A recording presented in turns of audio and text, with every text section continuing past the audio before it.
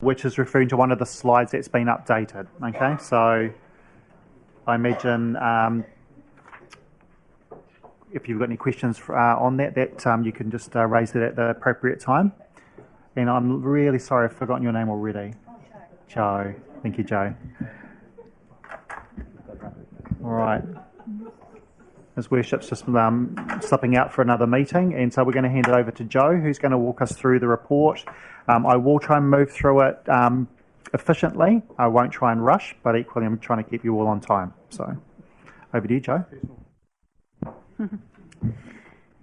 Thank you, Mr. Chair. Kia ora and good afternoon, Your Worship and councillors and Your Worship. Through the Chair, I'll introduce the Q3 report against the 2021 annual plan. As you know, there is one change to the dashboard that has been handed out. It's to page 37 in your pack. I won't actually go through that in detail at the moment, and that's because the slides following actually capture all of those changes, so you'll get those updates as we move through. So we're going to walk you through an overview of the KPIs and projects across council work programs, and then you'll hear the updates from the various GMs. So in terms of this slide, we have 64% of projects on target, which is almost the same as this time last year, where we had 68% on target. I'll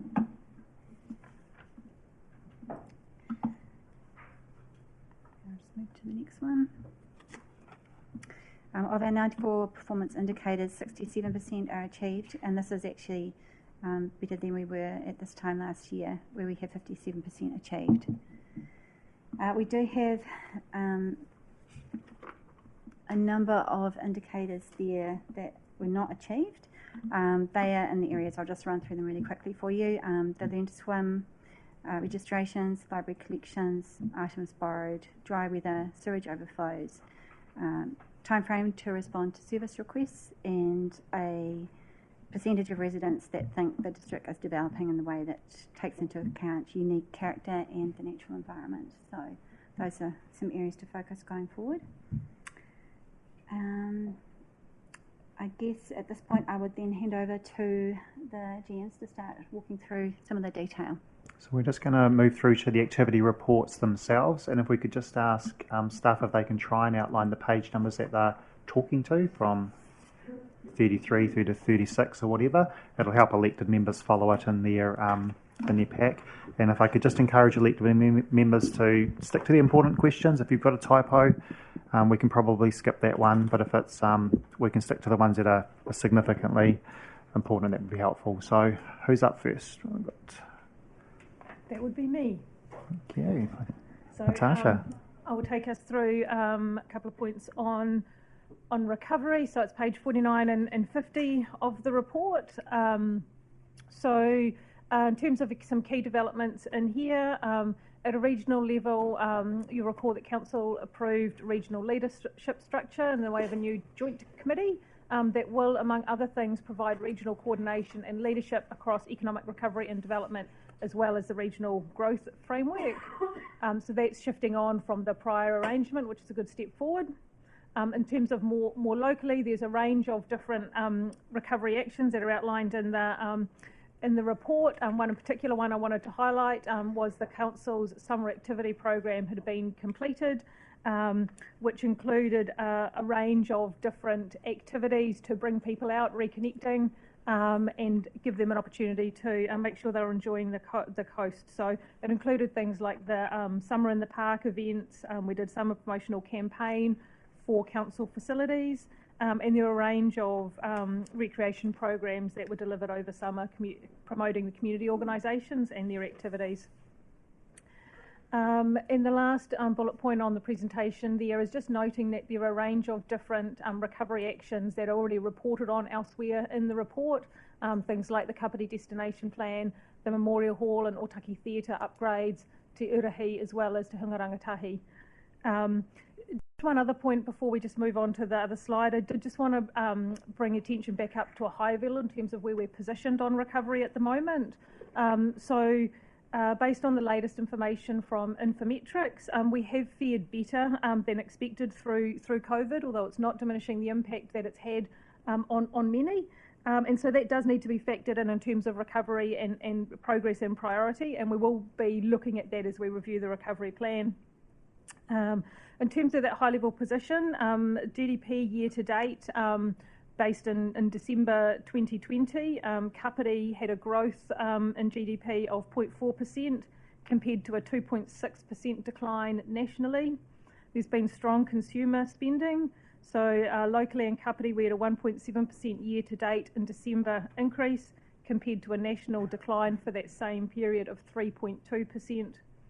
Unemployment had crept up to 4% in the year-to-date in December, but again, we're below the regional average of 4.6%.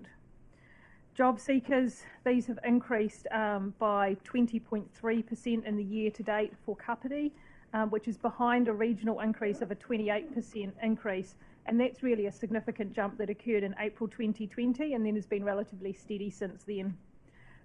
Notwithstanding that, there are still some sectors which are particularly heavily hit, things like tourism, which is the obvious one, but also across the board, vehicle registrations, both commercial and private registrations, have still been down reasonably significantly, both locally and regionally. I guess that's a sense of business confidence.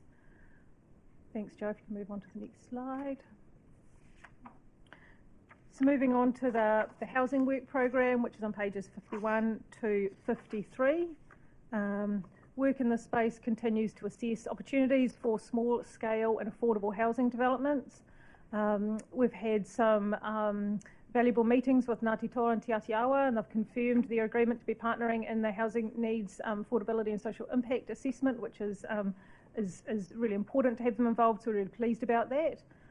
We've also participated in some meetings with Ngā Hapua Otaki to discuss both the housing program more broadly, but also specifically around that housing needs affordability assessment to attract their interest, and they've confirmed their interest in this work, and we'll be looking to identify a small group of people to participate in that work with us.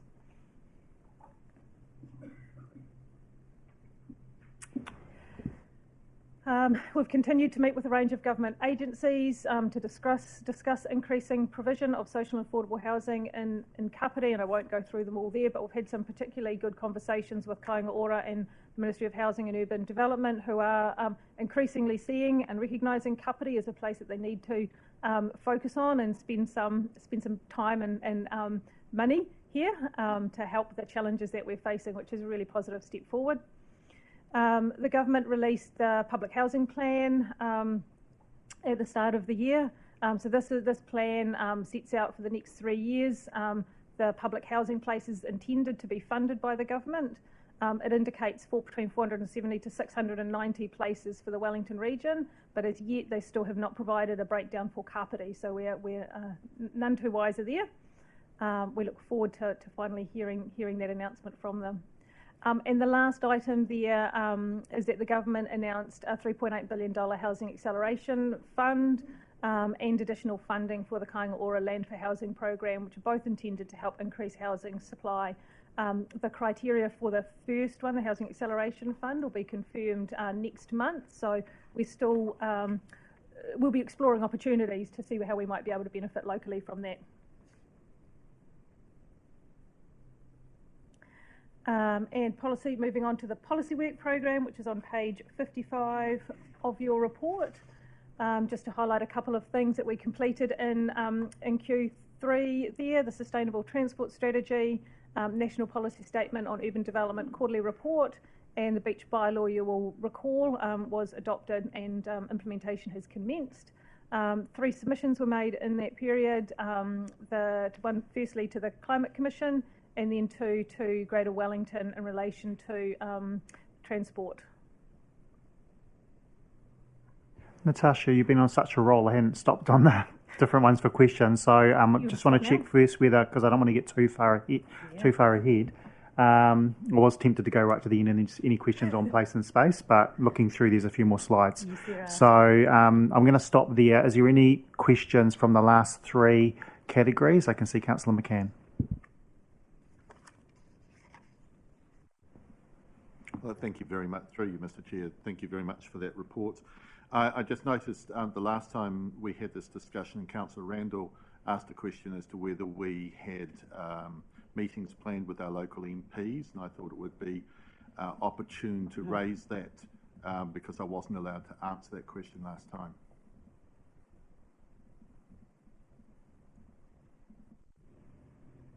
Yeah, sure.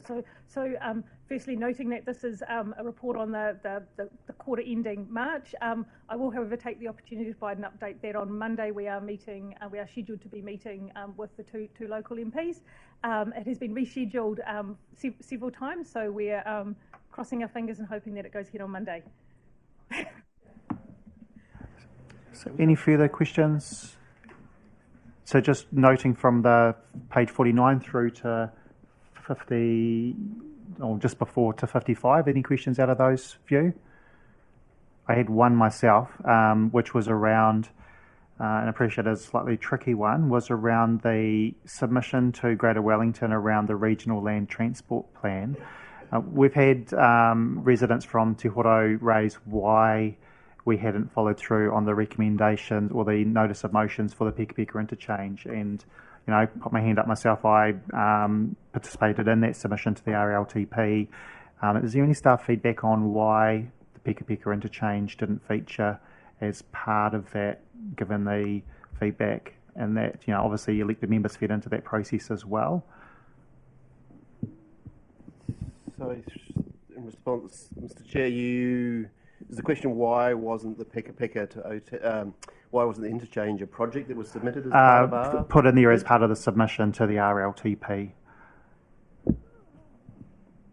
I guess maybe there's two issues there. I wasn't aware there was a resolution or a recommendation that we would put it in as a project through to the RLTP. I understood it was more in regard to supporting an amended business case that was proposed to be provided by the community group up in that area that were working on the proposal. For that project to be included in the RLTP would need to meet, I guess, the NZTA's minimum thresholds around what it might deliver in terms of efficiency, safety.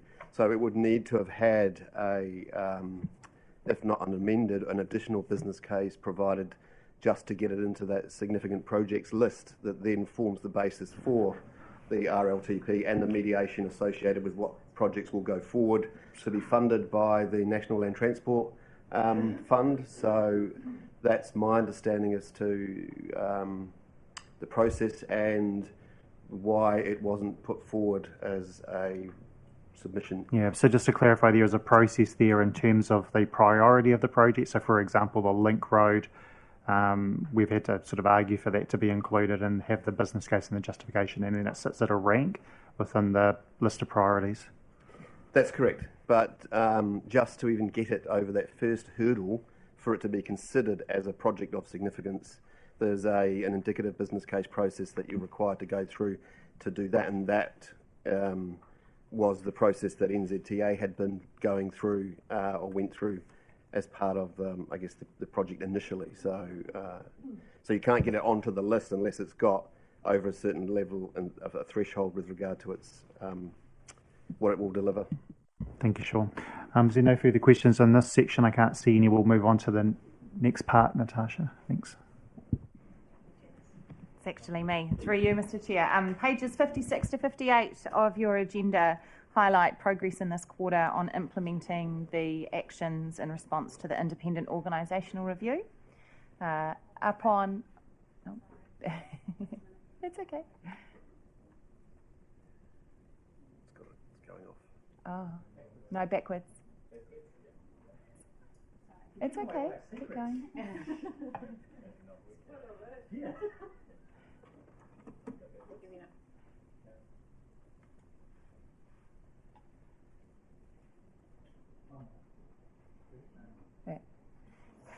Very good. Excellent.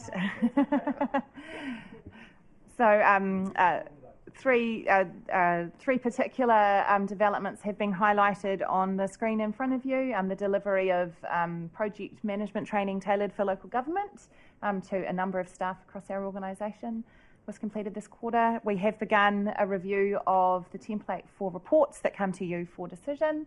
That's about lifting the quality of information that we provide to you to make those decisions, and also looking at some of our processes to make sure that we have the right degree of collaboration and review involved in that.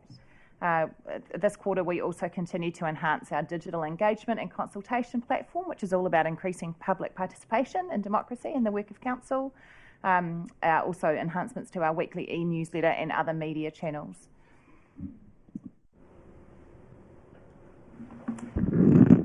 Councillor Holbrook. Thank you very much for that. The first question I have about this slide is how much of that were we planning to do anyway, and how much of it is a direct result of the independent review?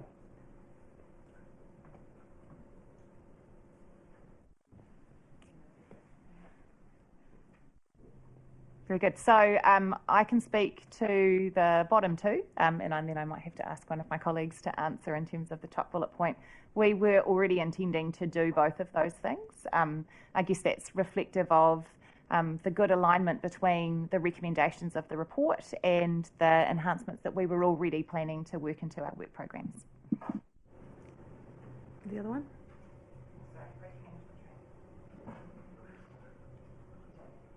I mean, I think probably the answer there is that our core corporate training program would at some point have assessed what the current needs were, and the organisational review was helpful in terms of highlighting project management. There's one topic that you all were quite interested in that was totally new, which was the operating model discussion, you might remember.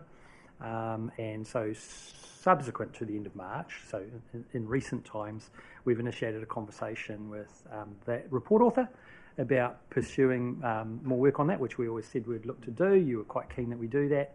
And so at the moment we're looking, we've had a conversation and we're waiting for some scoping to come back about what that might look like, focusing on a real governance angle. So, you know, the big change area being us, iwi, and sort of co-governance is part of what that will look at. Thanks for that one. Councillor McCann. Thank you. Through you, Mr. Chair. Referring specifically to page 57, the independent audit of resource and building consent applications. I'm just noting and really asking for some guidance here. That work, is that linking into Action 10 from our housing plan, which is MAP Council's consenting and approval process? And if not, is there a way in which that work can link in so that we're not doing the same thing twice?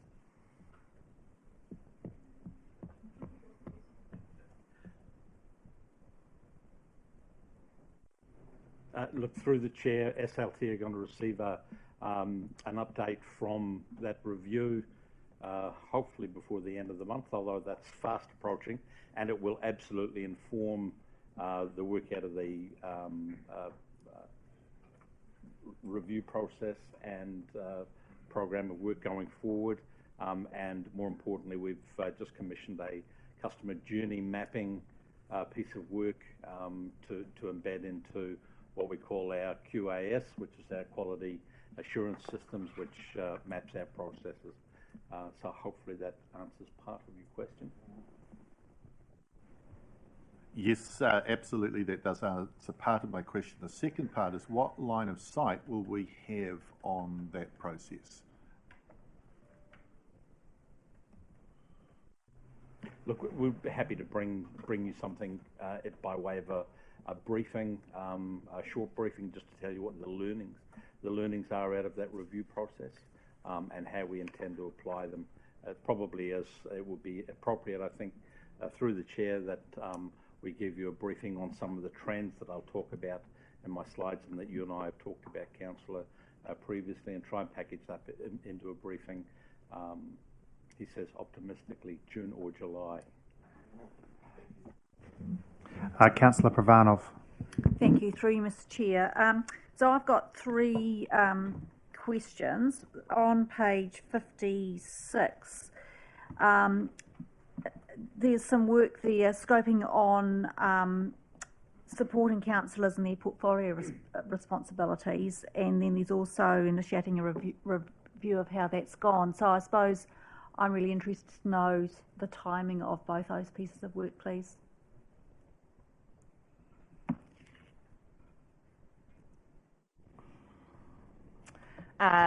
The scoping of the portfolio review is underway, and as part of that scoping we'll be looking at timeframes. I don't have an answer on that yet for you. It will depend on, timeframes will depend on the scope actually, in terms of how long it will take to deliver. In terms of the question around support for councillors within their portfolios, that's something that we have to have some conversations with you about. Currently within the draft long-term plan budget there is provision for use of so budget for external advisors for councillors in terms of their portfolios, but we have not done any work with you yet on how that might be used or what approach we might take, and we will need to do that early in the first quarter of the new financial year. Okay, thank you. So my next question is on page 57. It talks about more collaboration and writing of reports, and I'm just wondering who potentially is going to be involved in that collaboration, please. We're talking about internal collaboration to make sure that across the different parts of council we're providing the right context. Okay, thank you. And I just wanted to make a comment in relation to 57 about thanking council staff for allowing the likes of Zoom access for people during the LTP hearings. Thank you, Councillor. Councillor Elliott. Thank you. I wasn't sure whether to bring this up at this particular point in this report or over on page 6 and 7 where we go into carbon energy management and strategic climate change program.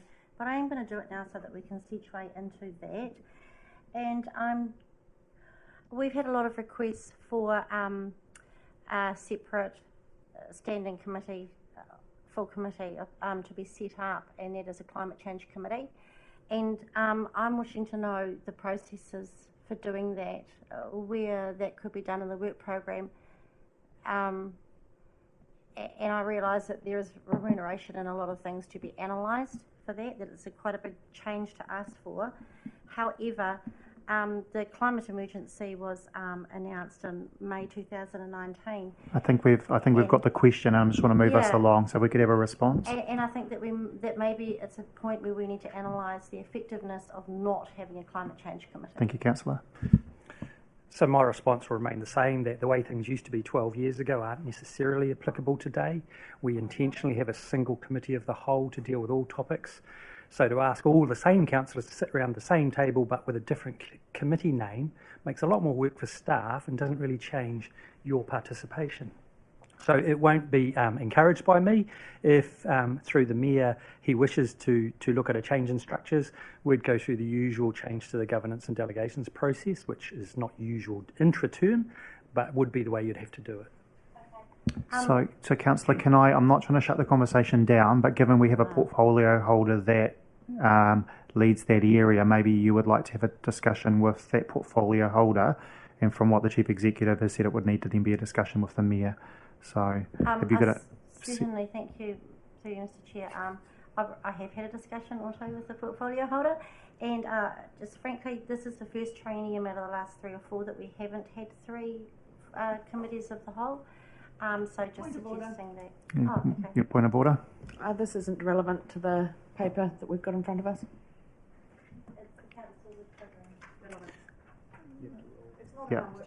Yeah. So look, I'm going to, rather than rule that it is irrelevant, I think that the question has been answered. And so I would like those discussions to continue offline because we will start to delve into an area of relevance. And did you have any further questions relating to the pages in the report? Otherwise, I'm going to move on to the next one. All right, so if I can encourage you to talk to the portfolio holder and the Mayor, that would be helpful. Next.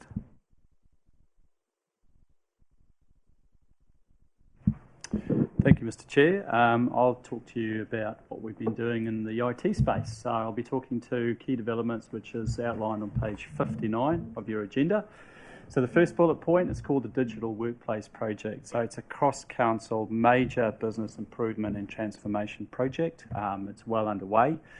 What we learned during COVID lockdown is that we need to find smarter, better ways to store our information and for staff to be able to access them more quickly and to be able to access the information using all the different business tools that we have. So not everyone has laptops, not everyone has desktops. Some people are using smartphones, some people are using tablets. So this is a whole project that is changing the way we work. And it basically, to summarise it, it's basically making information available to our staff anywhere, anytime, on any device. So there is a project team that is going at pace. As the bullet point says, they've done 12 expos. So the expo is what we term sessions where we've, because it's impacting staff, the project team is soliciting feedback on how staff want to store and access the information. It's called taxonomies, which is how we store information. And we're also explaining to staff what this project is. As I said, it's a cross-council major business improvement change transformation project.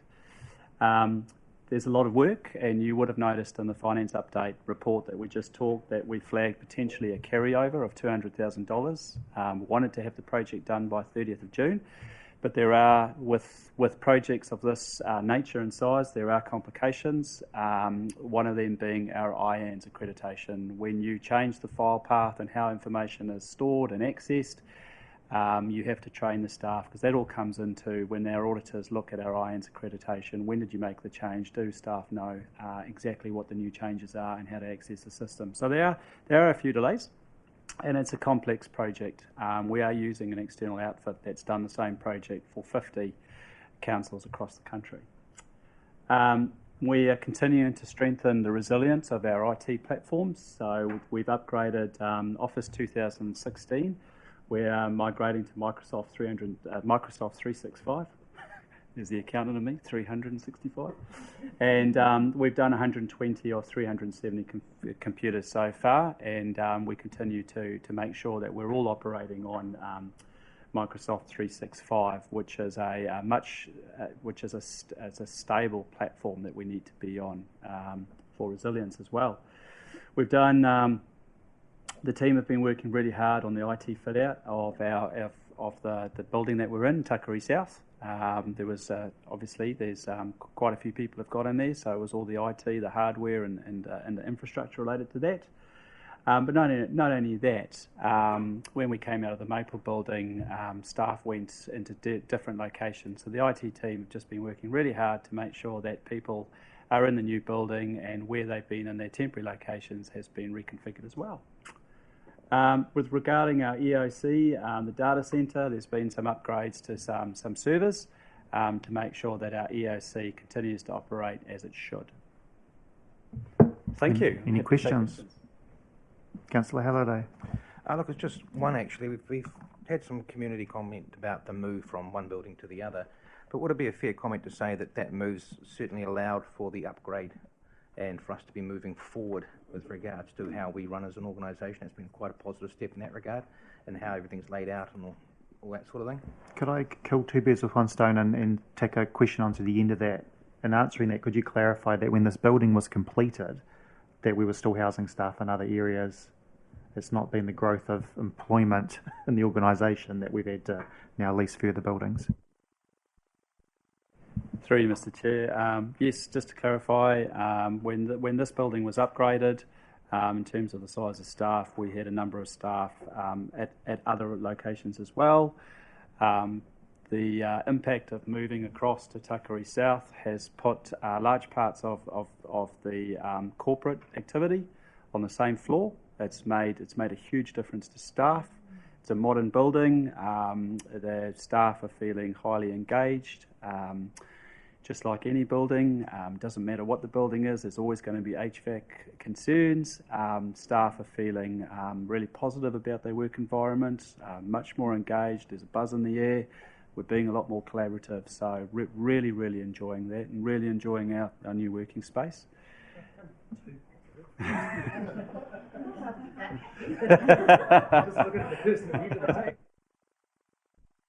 Councillor, does that answer your question? So I guess to clarify too, there was no additional staff and no additional cost in terms of we had existing agreements in place on other buildings. So there's no additional staff that have gone. We've relocated staff from one building to another. I should give you a heads up that you know that we're growing. If the LTP is approved, you know, for the amount of work we're doing, there are more staff coming on board. You will see more changes. Otherwise, they'll all be sitting in here or somewhere to do the work. So growth is coming, and so I think it's appropriate to flag that with you, but it is built into the budgets. And I distinctly remember Councillor Elliott being one of the people who asked us during COVID, you know, is this going to change the way people work? And if you don't, with your indulgence, I know we're late, we haven't seen that. So people far prefer to work in the buildings if they live locally. I think the difference that we've seen is if you've got a 1 hour commute, you actually quite like a fair bit of working from home. People who are smart enough to live in Kāpiti and work here, best people in the country, they want to be in the office generally. So we haven't been able to say, hey, we don't need all the desks. Not looking at anyone in particular. All right, if we can move along.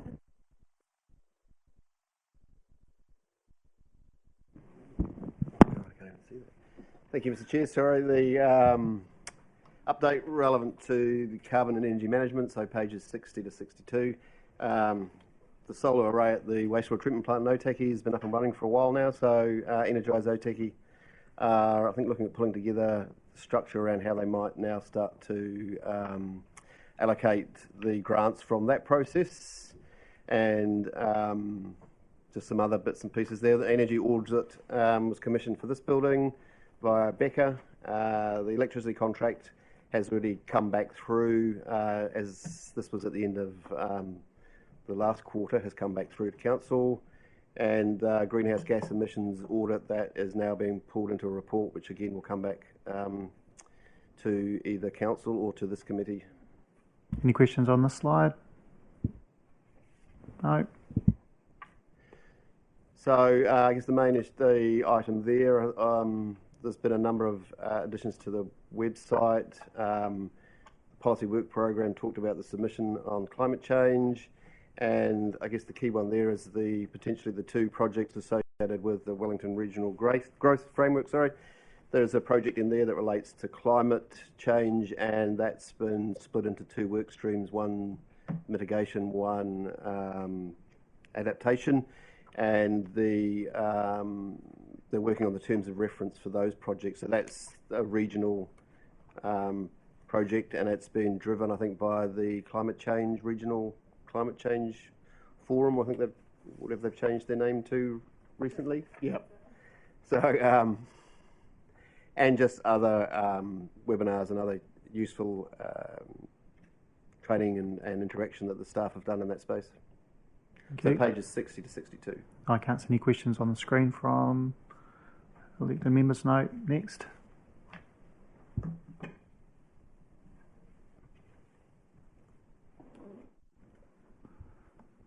Just through you, Chair, for an update on place and space, if I may.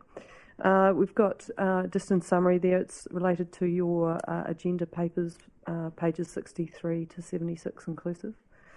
For the first slide there, parks and open space.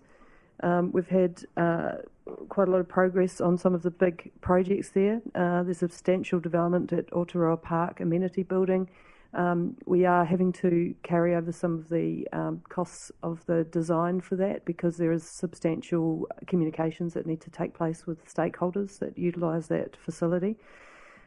We also have some carryovers for Waikanae playgrounds, two playgrounds in particular, in regards to making sure that we conduct appropriate community consultation and allow time for that as well.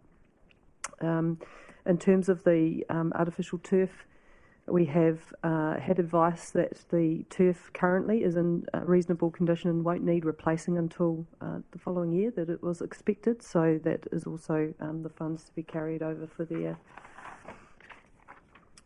For recreation and leisure, we've had very good results in terms of our customer service, excellent customer service results, anywhere from 98% to 100% satisfaction, excellent satisfaction for that.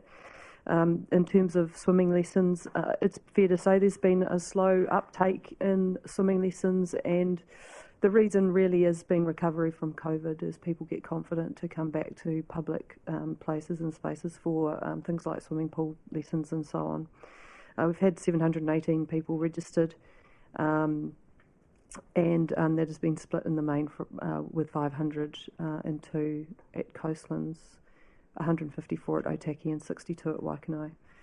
District libraries are going well, and although borrowing of books is down, I do believe that COVID actually has an impact across those sorts of items as well in terms of borrowing.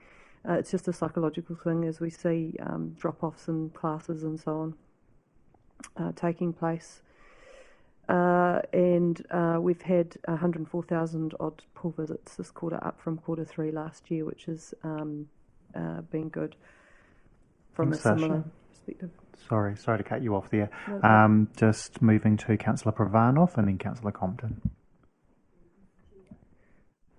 Thank you, Mr. Chair.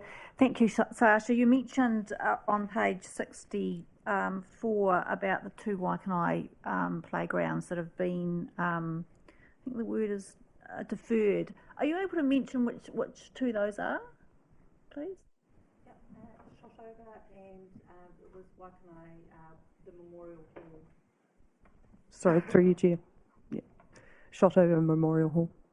And so that work will...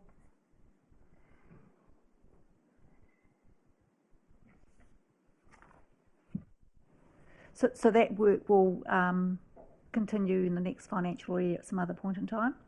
Thank you. Councillor Compton. Thank you. Through the chair, on page 72, it's got total visits to library targets 300,000 annually, and I see that we're already at 253,000. So it seems like we're going to sort of blow that out of the water next quarter. And I remember there was a submitter in the long-term plan hearings who accused our libraries of becoming less popular. So would you say that what we're seeing is, I guess longer term we're seeing this reversal, and we're seeing more people come back to libraries, and even if they're not borrowing at these, they're now being seen as that sort of community centre and that sort of thing. So it's very much the opposite story to what we were told. Through the chair, sorry. The post-COVID, people have been wanting to, get together. Actually, it's quite sort of with the lockdown, meaning people can't go to things. Community facilities such as libraries are becoming more popular, not necessarily to borrow books, as it might seem, but actually to do other activities. And so, as I mentioned before, and you yourself did, is libraries are becoming more community orientated and community centres in themselves for more than just books. To the internet is very overstated, isn't it? Councillor Holborough. Thank you, through you, Mr. Chair. Thank you for this report. I do notice that the Mahara Gallery and the Otaki Theatre are mentioned in the in the costs part of the project, but they're not mentioned in the summary of project. Is there a reason for that?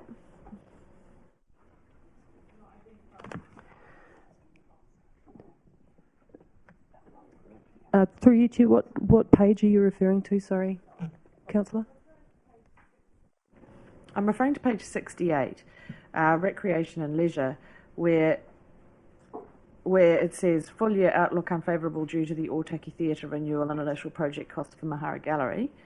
I know that the Mahara Gallery is a council project on a council building, but on the following page, page 69, in the summary of projects, we only have library books. Is there a reason for that?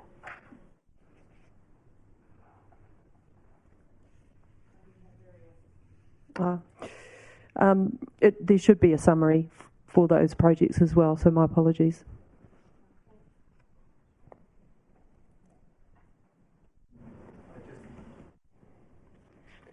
Just to add, I'm not sure the date the paper came to council to actually ratify. I think there's an issue in terms of timing around dates, and it would absolutely be a project in the next update in terms of the quarterly reports. And as Sasha said, it's not here, but it will be coming. Thank you. Sasha, if you want to continue on.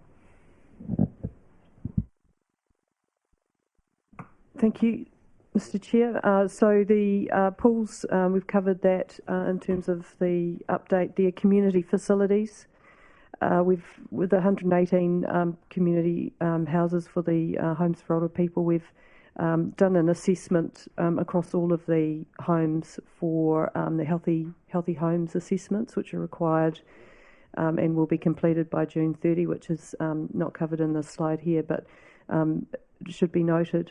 The housing for older persons units continue to be updated as the units become available.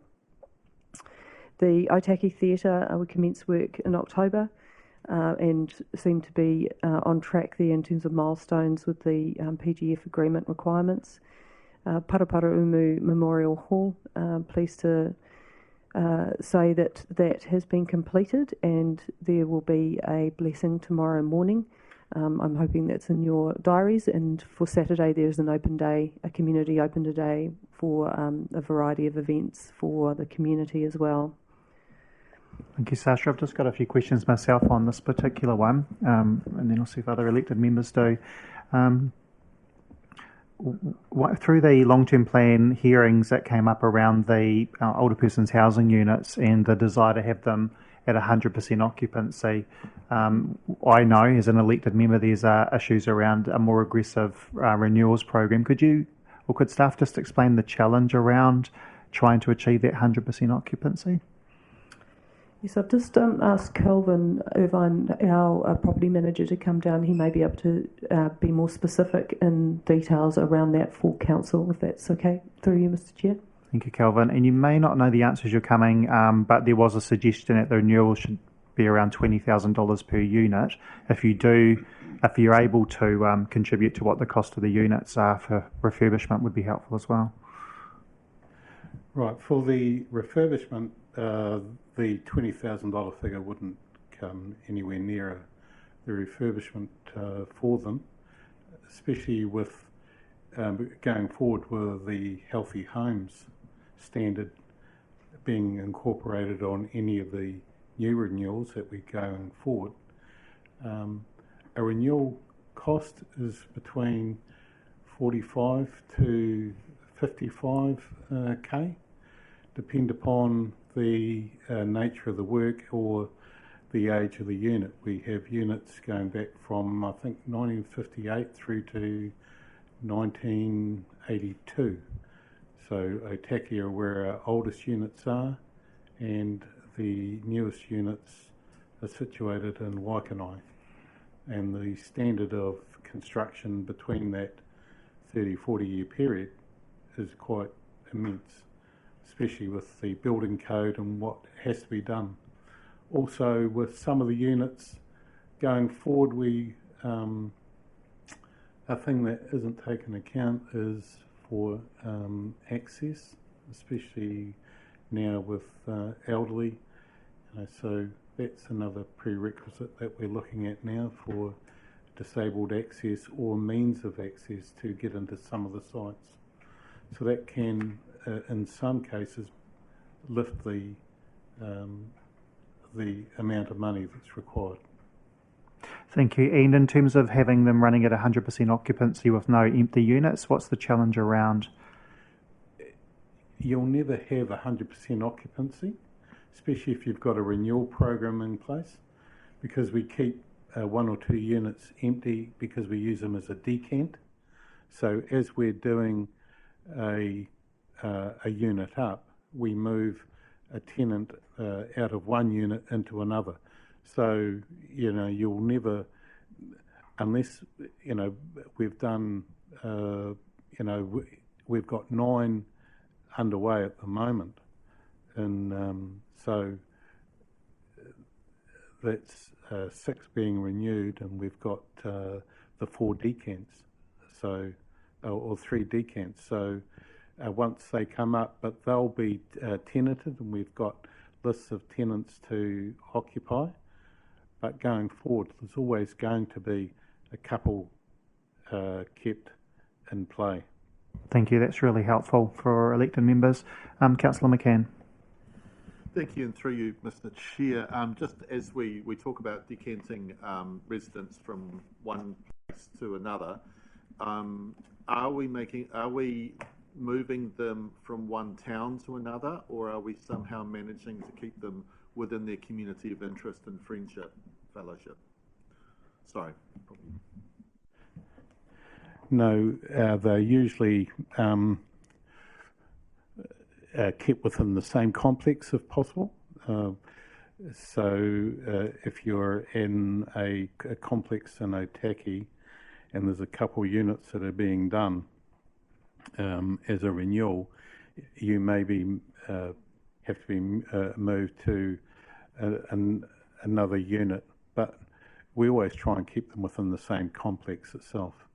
And not only for cost the council for the move, but also for the person, our tenant. You know, we're quite aware of our tenants' needs. That's very good to hear. I'm pretty sure I knew the answer to that, but I think councillors would have liked to have heard that. The other thing, and I think through you, Mr. Chair, is, and this is probably a question for the next quarterly report, is because we are looking at redevelopment, there requires an overlay of what we can possibly redevelop versus what we're currently renewing. So I'm just signalling that that might be something that we wish to talk about at the next quarterly report. Thank you. Councillor Buswell, I thought I saw your... Councillor Buswell? If you just want to, might be more questions that we'll just see. I just want to confirm that I heard correctly. You're doing the Healthy Homes upgrade to that standard, but are you going over and above standard by creating better accessibility options for each of these units? No, that would be looking forward to a renewal process further down the track, you know, for accessibility in some of the units, because there are some of them that don't, you know, that will play into being used as an accessible unit where others won't. So it's going to be a case-by-case basis.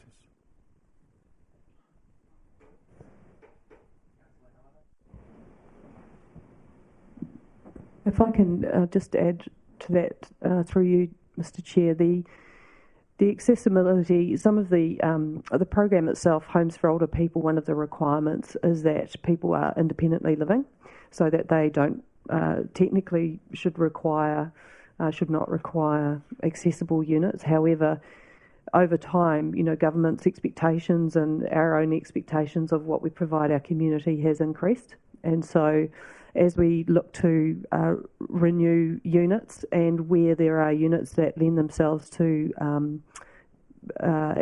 increasing accessibility through low cost, we are investigating that in terms of getting the prices to do that. That's a small proportion of the current units. However, our tenants are independent living, and that's a requirement of being part of the Homes for Older Persons program. In terms of renewals versus redevelopment, we've got a number of units at the moment. We've done a quick analysis of the cost to renew up to grade. It does come at a cost. However, to redevelop is obviously a lot more cost and needs a lot more time and planning. And that's something that once we've done our Healthy Homes assessments and we've got a better handle on what's required to bring them up to speed, we'll do an analysis of complete costs, and we'll be able to revert back with more detailed analysis of renewal versus redevelopment. Councillor Halliday? Just a curiosity question. I'm just wondering, what it's not so much the turn. Well, I guess it is. What's the turnaround time for one of these units? If someone's being relocated while one's being done, is there sort of an average time that people are 4 to 6 weeks? Is it? Lovely. Thank you very much. All right, team. We're going to move along. Oh, Councillor Elliott. Thank you. Just briefly, Sasha, the Healthy Homes next compliance deadline for rentals is the 1st of July. Are we going to be meeting that or not meeting that?